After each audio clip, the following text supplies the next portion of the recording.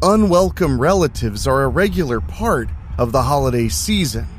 But what happens when that goes beyond life and death? When Carol Holly's obsessive love for Christmas gets her killed, she returns from the afterlife to celebrate with her family, no matter the cost. What's that? You want to be scared? Come with me.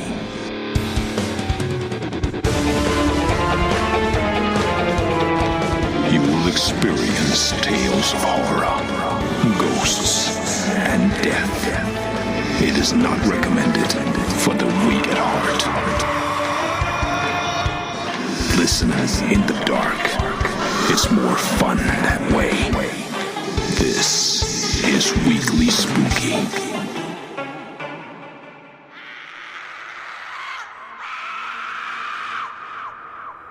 Hello, my spookies.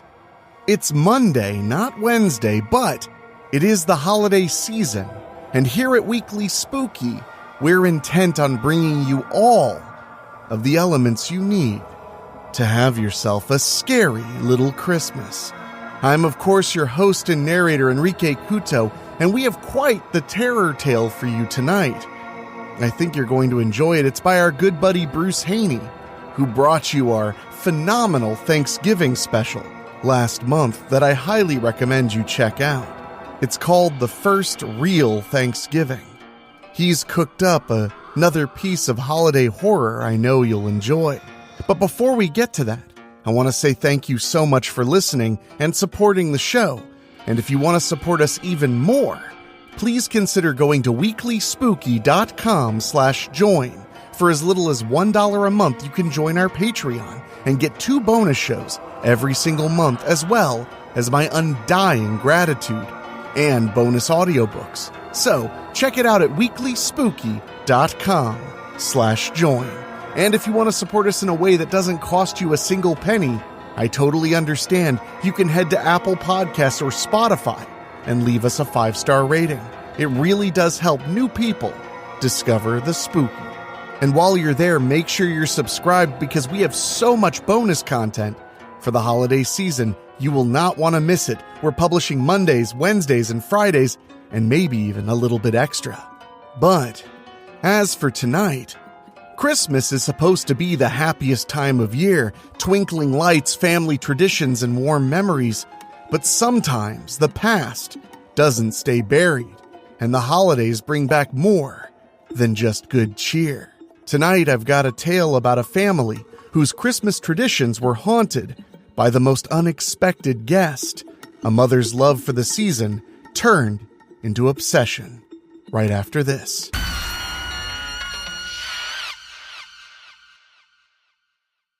All I Want for Christmas is My Mother to Stop Haunting Me by Bruce Haney. The Holly family was big on Christmas. They celebrated all the major holidays enthusiastically, but Christmas was the one they went all in on. Carol Holly, the family's matriarch, was the big driving force for the entire family. She was the one who planned and organized their elaborate decorations that included 100 rolls of lights and various inflatables, as well as a few classic blow mold decorations. She believed in the separation of the holiday, so when her children tried to convince her to put up one of those 12-foot skeletons with a Santa hat on it, she wouldn't have it. This love for the holiday and her striving for perfection were the thing that ended Carol's life. It happened on Christmas Eve, while the family was enjoying hot cocoa before taking their annual family photo in front of the decorated house. The mother took one last look to ensure everything was just right. That was when she noticed that the Santa that was installed on the roof behind the chimney, in order to look like he had just popped his head out, was slightly crooked. No, it's crooked. It's ruining the effect. Just give me 1 minute, she said. Before anyone could argue, she was already pulling out the ladder and climbing up on the roof like she had so many times before. "It's fine, Ma. Let's just get the photo. It's cold out here." Paul, her oldest son, pleaded. Her response was to throw him a dirty look. The rest of her children, as well as her husband, let it go at that. They knew there was no sense in arguing. Paul was their oldest boy at 27 years old. He was the assistant manager at their family's hardware store. His wife and kids were waiting inside until it was time for the extended family photo. Besides Paul, the children of Carol and Todd Hawley included Kyle and Melissa. Melissa was the youngest at 20 years old. She hadn't quite figured out what she wanted to do with her life. Her parents weren't happy when her gap year went from 1 to 2. They were starting to suspect that she wouldn't go to college at all. Kyle was their youngest boy. He was 21 and in college studying to be a dental hygienist. They were worried that his obnoxious personality might not be ideal for his chosen career path. When they heard Carol scream, they all looked up just in time to see her slipping. For a second, things seemed okay as she tried to grab the chimney for support, but instead of it stopping her, she fell inside, head first. "Oh no!" Todd yelled and ran to the ladder to climb up. Paul followed him. Her screaming grew louder. Kyle pulled out his cell phone and dialed 911 while Melissa ran inside. Within the house, she heard people screaming. When she entered the front room and saw that the fireplace was lit and saw her mother in flames hanging out the opening, she began to scream as well. Paul's wife, Amanda, ran to the kitchen to get water to try to put Carol out. By the time she got back, Grandpa Henry's screams intensified as his hands and arms were severely burnt from trying to pull his daughter Carol out of the chimney. She was wedged tight, with only her head sticking out. Amanda threw the water on her to extinguish the flames, but it was obvious to everyone that she was already dead. The Hawley house was just as decorated the following year, but something looked off. Their mother's touch was missing, her eye for perfection. The strings of lights were up, but not pulled as tight as she would have. The inflatables were all out, but not angled for the optimal view from the street. Inside, the family sat in the living room, listening to their mother's Christmas playlist as they usually did after taking the family photo. Their mother wasn't the only one who was missed. Paul's wife and kids didn't come. They were too traumatized from the year before. Grandpa Henry had refused to ever step foot in the house again after watching his daughter burn to death. This year, the fireplace was left unlit, as it had been since that horrible night. The Hawleys now exclusively relied on the heat from their HVAC system. Melissa flipped through the images of their little photo shoot on the back display of her Canon EOS while sucking on a large candy cane. "The house looks like shit," Melissa said while shaking her head. "Melissa!" Kyle said, and then looked at their father to gauge his reaction. "She's right. Your mother had the touch for making it look good. I can't tell you how many hours I've spent out there trying to get it to look just like she would have," Todd said. "It did feel surreal when I pulled in," Kyle said. "Surreal?" Paul asked. "Yeah," Kyle replied, then took his cell phone out.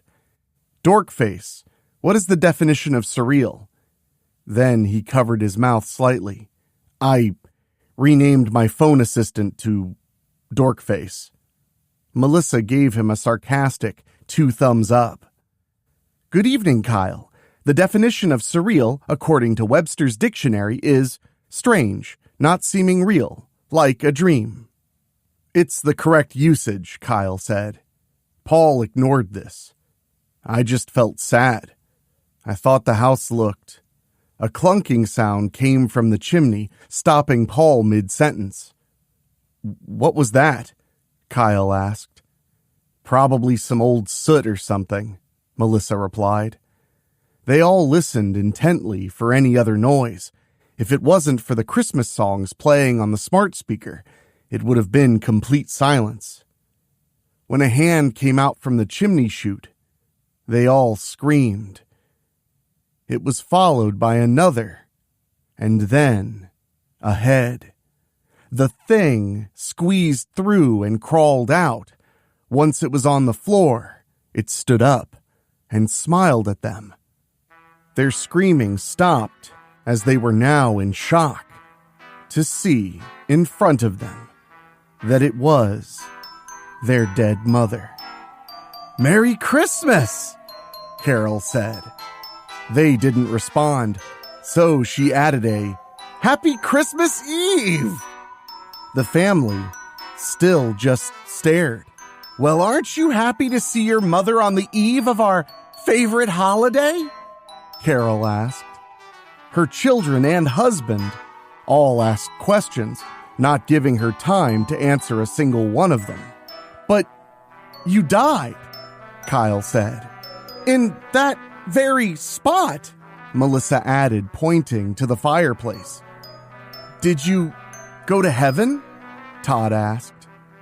"Mom, what are you doing here?" Paul choked out. The mother looked at the faces of her family before deciding on what to say. "I'm here for the holidays, nothing less, nothing more." Carol smiled at her family and held out her arms for hugs. They all hesitated, but eventually they approached and hugged the dead matriarch. The Holly family listened to Christmas music, ate snacks, and caught their mother up on all the new things that had happened in their lives in the last year. Carol told them nothing about the afterlife. Did you hear that? Better check the locks on your doors. Weekly Spooky will be right back. This cycle continued the next year as well. The whole family, including Paul's wife and kids, came this time. They all waited by the fireplace as those who were there argued about what time she appeared last year. "It was 9 p.m., Melissa said. "It was 8:45 p.m., Paul corrected. He always thought he was right because he was the oldest. Paul's wife and children were trying to have an open mind, but they never believed Paul after he came home and told them that his mother had come back for Christmas. Regardless, they supported him and were there for him. Well, she did most of the supporting. The little ones were still kind of clueless as to what was happening. Their daughter Layla was only 3 when it happened. Amanda worried that the image of her grandma burning alive might just be her first memory. Their son Aiden was only 1, so no fear there. But now that he was the one to turn 3, could she be setting him up for a traumatic first memory as well? At 8:45 p.m., they heard a noise coming from the chimney. Amanda looked at the fireplace nervously, while the rest of the family looked on with excitement. The mother came down, and another great family Christmas happened. They caught her up on their lives and asked her about hers. Well, it's hard to explain, was what she would answer most often, always being vague about what the afterlife was like. This year they noticed that she was a bit confused, no longer remembering their lives in detail, and sometimes even mixing up her own children's names. The following year, when she came, they all had their usual fun, but the mood was different because she was even more confused, which led to an underlying frustration on her part. Noticing this, they decided not to let her avoid their questioning. This was their mother, and they couldn't possibly let her suffer. "What's going on?" Paul asked. "Why do you seem off?" Melissa added. Carol took in a deep breath. "This takes a lot out of me. Each year that I return, I become a little more confused. Why? Kyle asked. Why do you think I'm the only ghost you've ever seen? Why there aren't other beings like me everywhere? There is a huge cost to what I'm doing. Then you shouldn't do it, Kyle said. Mom, don't hurt yourself for us. It's not for you, dear. I wish it was. It's for me. I'm willing to give up my afterlife for more time with my family. She finally said it, something she promised she would never tell her family.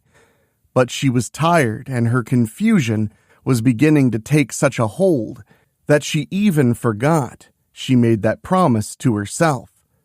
Todd, her husband, gave her a big hug and a fake smile. Why don't we all open presents? Carol's eyes lit up. It was always her favorite part, seeing all her children and extended family smiling as they opened their gifts. The rest of the night was filled with joy, and that subject was not brought up again. All year, their mother's weakening state was the family's main discussion, so they planned to meet at the house on Halloween night and try to change things. And what if she is being truthful and she's trading her afterlife? Paul asked. I don't want to stop seeing Mom, Melissa protested. But what if we are blessed enough to reach the afterlife when we pass, and she's not there? Paul inquired. They all sat with this. So, what is the plan if we go for it, Kyle? Todd asked his youngest son. Okay, so I've been asking all the Wiccan girls for advice at college, and they helped me figure out a plan. Kyle pulled out a notebook that had loose papers tucked in it. They don't believe me, though, so now all the cute goth chicks think I'm crazy. Does that hurt or help your chances? Melissa asked. Hardy har, Kyle quipped. Then he thought for a second. Actually, I'm not sure. Is Kyle's love life the most important thing to discuss right now? Todd asked. Love life or lack thereof? Melissa joked. Melissa, stop teasing your brother. Todd scolded. The family helped in setting up the ritual. Black candles were lit and salt was placed. All the usual cliches. Are we sure we want to do this? Melissa asked. No, I don't want to do this, their father said. They all looked at him as if this was what they were all thinking too. But it is the right thing to do. She sacrificed her whole life for this family. We can't let her sacrifice her afterlife as well.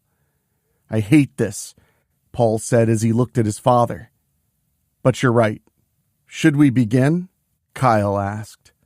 Yes, Melissa, Paul, and Todd said in unison. Okay, take my hands. With the room lit only by the black candles, they began their ritual. Repeat after me. We are one, Kyle said. We are one, they all repeated. We seek the one we love. We seek the one we love, they repeated. Mother, come to us like you have in the past. Come to us, let no time pass. It wasn't Kyle's borrowed magic that brought her back. It was their connection. The strength of their family bond.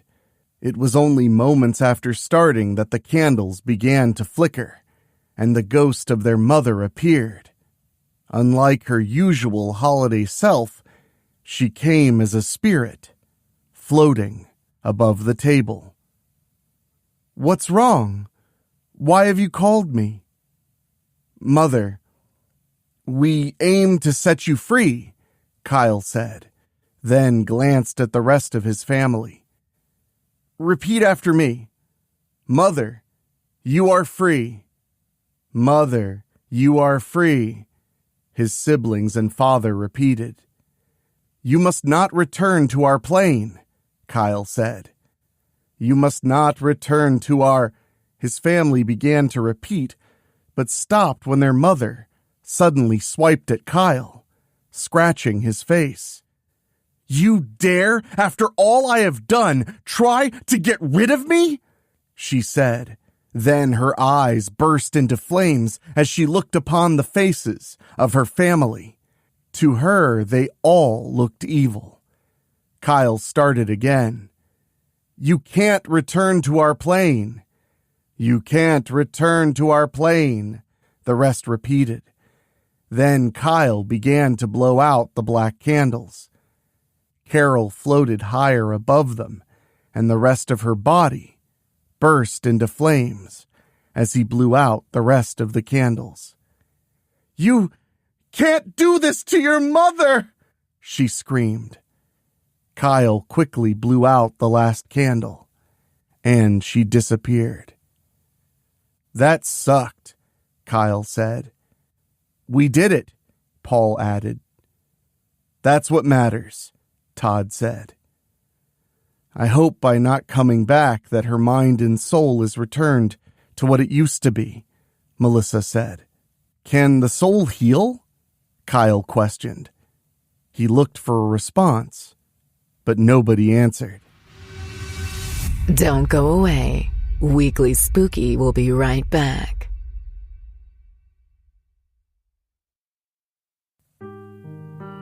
When Christmas came, the family gathered as they always did at the Holly house. There was talk about taking a family vacation and getting out of town instead, but with their busy lives, they never got it together. This year, they did make changes to the house, including replacing some of the older Christmas decorations with LEDs. Their mother had been talking about it for years, but she loved the look of the old incandescent bulbs too much to make the leap. Todd did it mainly because he didn't want to troubleshoot the ancient bulbs this year. The other big change was that Kyle got his way.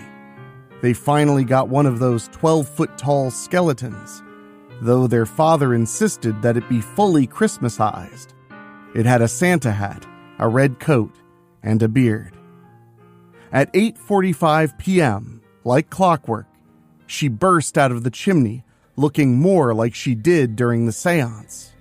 Flames now perpetually surrounded her, which made all her skin blacken and crack. Her lips and eyelids had burned away, causing her teeth and her eyes to be exposed. The mouth was ghoulish, but her eyes were even worse. They were charred gibbous spheres that lost all their nuanced color, and all that was left were pale, blue irises. If she wasn't a spectral creature, you would wonder how she could be seeing anything at all. Her family wasn't there to greet her because they weren't expecting her this year. This added to her anger, which increased as she flew through the house looking for them. Didn't they want to see her? When she spotted her family outside through the front window, she saw that they were goofing around while taking the yearly family photo. This made her even angrier. How could they be happy and goofing around after what they did to me? Paul was trying to be in the spirit this year and was wearing a Santa hat. "I can set the delay on the camera," Paul said. "You're going to fuck it up," Melissa retorted. "No, I'm not. You press the button and run into the frame. How hard is it? Plus, I'm the tallest. I have long legs to get back the quickest. It gives you 15 seconds and you're 10 feet away. I could do it with my short little legs," Kyle added. The mother flew out through the wall and into their Santa blow mold, possessing it. That piece was the first decoration that Todd and she had bought on their first Christmas, before any of the children were around. "Whatever, I'm already here. The button is pressed," Paul said, and then ran over to join his family. They all smiled and waited for the camera to go off. The mother was furious at how they could enjoy themselves on Christmas without her. The blow mold had no articulation, so she had to pivot back and forth to move the thing. It was dreadfully slow, but she was able to move it just enough to get into the frame of the photo. It was the last photo they would all ever take together. The picture went off. "See? Easy," Paul said. "Sure it was," Melissa added. "Can we open presents now?" young Layla asked. "Not yet, but we can go in and have hot chocolate," Paul told his child. "Yay!" Layla grabbed her younger brother's hand and ran towards the house. Amanda put her arm around her husband, and then they followed. The rest of the family did as well, except for the father. "You coming, Dad?" Melissa asked. "We're going to have hot chocolate." "In a minute," Todd said. Melissa shook her head in understanding and left her father. Todd walked around for a bit, looking at the house and all the decorations. "We did an okay job, right, Carol?" he said to himself. As he looked around, he eventually focused on the chimney where she had had her accident. "I miss you," he said under his breath. Looking for a happier memory, he turned to observe their blow mold. As their oldest piece, it held the most memories. That was a decoration he could never replace. But it wasn't there. He knew the value had gone up on vintage blow molds, but he never thought someone would steal his. He looked around hoping to see it elsewhere. The wind was known to move the lightweight thing. Then he saw it, flying through the air at him. He tried to duck, but it was too late. There simply wasn't enough mass for the thing to kill him. But she got lucky. When she hit him as hard as she did, he stumbled back and fell. His head cracked open when it hit one of the cement steps leading to the house. She flew out of the blow mold, letting it drop to the ground as she neared the house.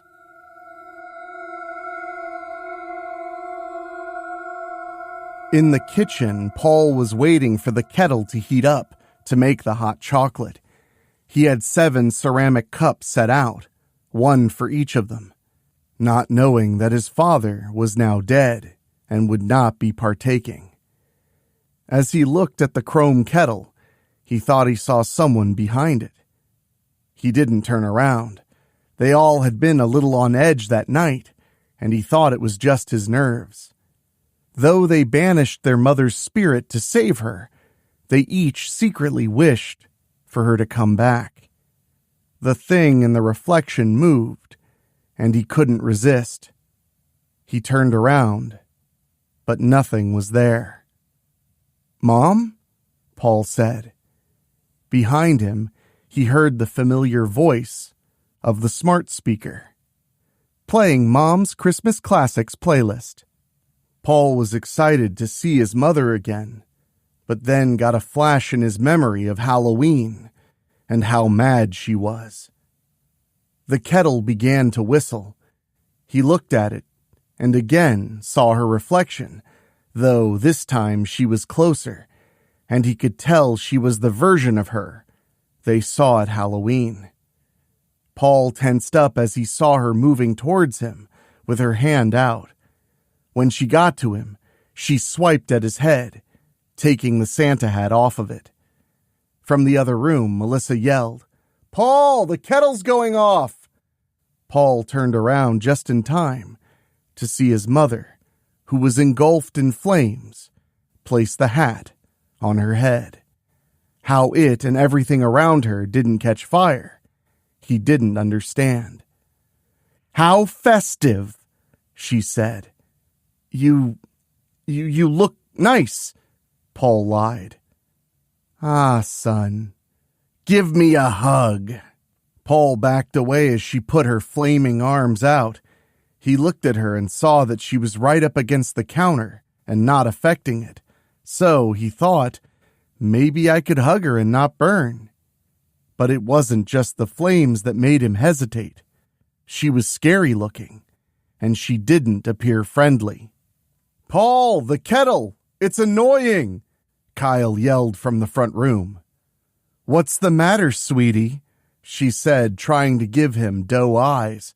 But without eyelids, she wasn't selling it well. But Paul never could refuse his mother, and so he went in for the hug. She held him tight, and he too burst into flames. Her grip tightened as he screamed and flailed around. Amanda was the first one to enter the kitchen. "Oh, my favorite daughter-in-law," Carol said. "Your only daughter-in-law," Amanda replied. Carol dropped her dead son's body to the floor. This initiated Amanda's fight-or-flight response. She screamed and ran back to the front room. You're not safe yet. Weekly Spooky will be right back. In the front room, Melissa and Kyle were moving towards the kitchen. Melissa nervously chewed on her ever-present at the holidays candy cane. Amanda burst out of the kitchen and beelined to her children, whom she grabbed up one in each arm. In normal circumstances, Leia was getting a little too big to carry with one arm, but these were not normal circumstances. "She's back! We've got to get the fuck out of here!" she yelled at them and then ran out the front door, leaving. Their mother floated into the front room as Amanda exited the house. Amanda wasn't her concern. She was here to punish her own children. From outside, as they stared at the rotting, floating Santa hat-wearing, living corpse of their mother, they heard a car start. She looked towards the window and watched as the car dramatically sped backward into the street and then sped off. She looked back at Melissa and Kyle. "Ah, isn't this nice? Just me and my children for Christmas." "Well, what's left of them," Carol said. Melissa took out the candy cane she had been sucking on. "What the fuck, Mom?" "What's going on? Why do you look like that?" Kyle asked. "Because my ungrateful family tried to cast me out." "That's not it at all. We were just," Melissa began to say. But she was startled when Carol grabbed the large candy cane that she had been working on. Carol looked at it for a moment in her hand. Melissa had worked a nice point into it. Melissa changed her approach. "We're so glad to see you, Mother." "Didn't I warn you if you keep eating these, you're going to get a cavity?" "Sorry, Mom. You're right." Carol didn't respond to this in words. She cocked her arm that was holding the candy cane back, and then thrust it towards Melissa. Though it was done in one quick movement, to Melissa, it felt like her life had entered slow motion. She watched in horror as the sharp end of the extra-large candy cane moved towards her face, then made its way through her cornea, pupil, and then the lens. This is when she started screaming. But those screams would end soon enough as the candy cane continued through the eyeball, then through her brain, before smashing into the back of her skull and shattering, leaving bits of candy cane that would have needed to be removed by a surgeon, except for the fact that any surgery at this point was useless, because she was dead. "And then there was only one," Carol said.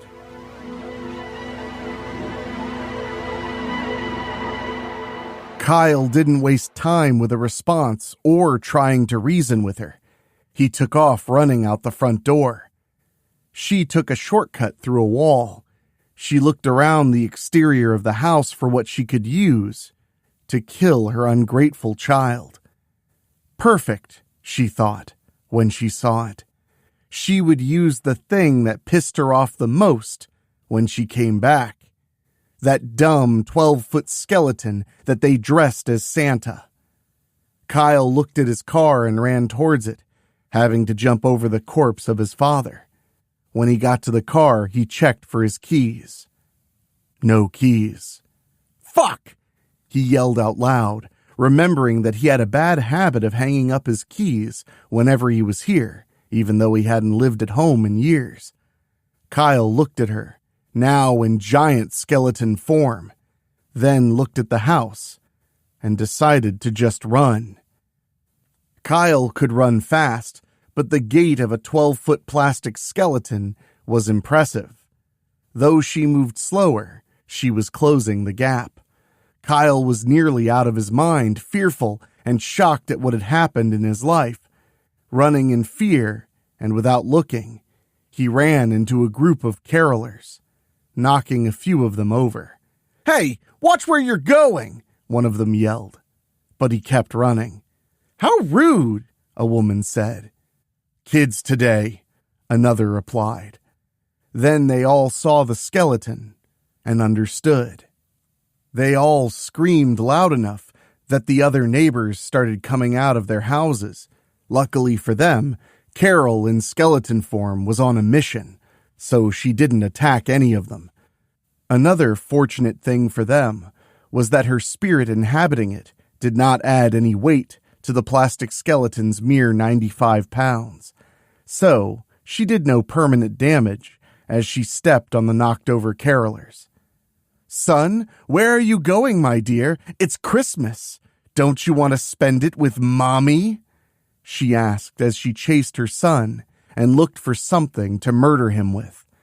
She didn't think her bare skeleton hands would be enough. She thought about throwing him, but was unsure of how successful that would be unless she had a good target. As she passed each yard, she looked and gauged the murderability of the yard decorations, but was finding nothing. Most of the yards were filled with inflatable characters and light projectors. Finally, she caught up to him. She came across a yard with a North Pole sign that looked solid. In her rotted mind, she thought it would be perfect for punishing her youngest son. He screamed as she picked him up and continued to scream as she threw him high in the air. The last thing he saw was his mother's smiling face as his body landed on the metal North Pole sign. It pierced his back and exited through his heart as he slid down to the ground. The jaw on the skeleton moved into a smile as she spoke. "Now I have my family back." Epilogue.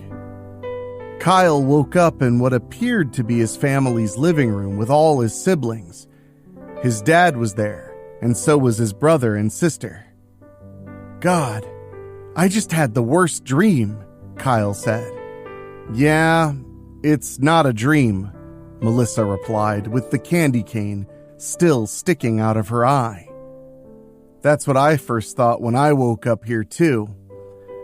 "We're dead," Paul sighed. He was as burnt as his mother. Their father got up.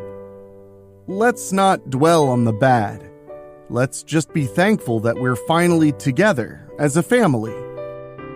"It's a real Christmas miracle," Melissa said. "It's not ideal, but we will adapt," Todd reassured. "Easy for you to say. You just have a bloody bump on your head. I have a candy cane stuck in my eye for eternity," Melissa retorted.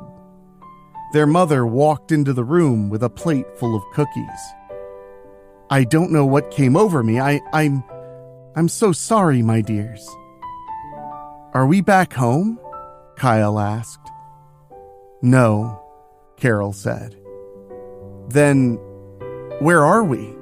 Melissa asked. "Purgatory?" Todd guessed. "I still don't know." "The important thing is that we're all together," Carol said. "But I don't have my wife or kids," Paul said. "We could go get them," Carol said, and laughed. "No, that's Okay, I would rather we not murder my family, Paul said. You sure? Kyle asked. Yeah, it won't bother Mom one bit, Melissa joked. Stop it, Paul said. You're no fun, Kyle cackled. Oh, I'm no fun because I don't want to joke about killing my family.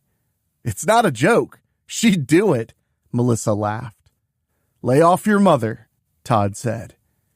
It's okay. I have it coming, Carol said, wiping a tear from her eye. And so marked another Christmas with the Hollies. There were laughs, tears, and a lot of family bonding. And just a few murders. Well, my spookies, I hope you enjoyed that little bit of holiday cheer, because being together is what really matters around the holidays. The details are another matter, though. And a big thank you to Bruce Haney for such a fun and creepy story. I hope you enjoyed it as much as I did. And make sure you're subscribed. I know I keep mentioning it, but we have so much content coming out this month, I don't want you to miss it. In fact, tomorrow, you'll be able to listen to a brand new episode of Cutting Deep into Horror as myself and Rachel Rodolfi take a scalpel to the film Killing of a Sacred Deer and dissect it for all of you to hear. It's a very creepy movie all about family and so much more. So make sure you don't miss it. And then on Wednesday, on our usual publish day, we'll be heading back to Strickfield with a story from Rob Fields, A Chain Letter Christmas. So don't miss it. Be subscribed on your favorite podcasting app, and while you're there, leave us a 5-star rating. It makes a very big difference. And if you want to support us and get bonus content of all kinds, whether it's bonus shows or audiobooks, all you have to do is go to weeklyspooky.com/join. For as little as $1 a month, you can support us and keep the spooky going and going. And an extra special thank you to our Patreon podcast boosters, folks who pay just a little bit more to hear their names at the end of the show. And they are Jessica Fuller, Johnny Nix, Jenny Green, Amber Hansford, Brent McCullough, Karen Weemet, Jack Kerr, and Craig Cohen. Thank you guys. And if you want to join those names, go to weeklyspooky.com/join. You can saddle up with 100 other spookies and support the show. We really do appreciate it, but now I've got to get back to work. We have 5 shows publishing just this week, so don't miss it. For myself, for my executive producers Rob Fields, Mark Shields, and Bobbletopia.com, my producer Dan Wilder, and my composer Ray Mattis, I will talk at you tomorrow. Thank you for listening. Make sure to find your way back next week. But for now, you are safe. Trust me.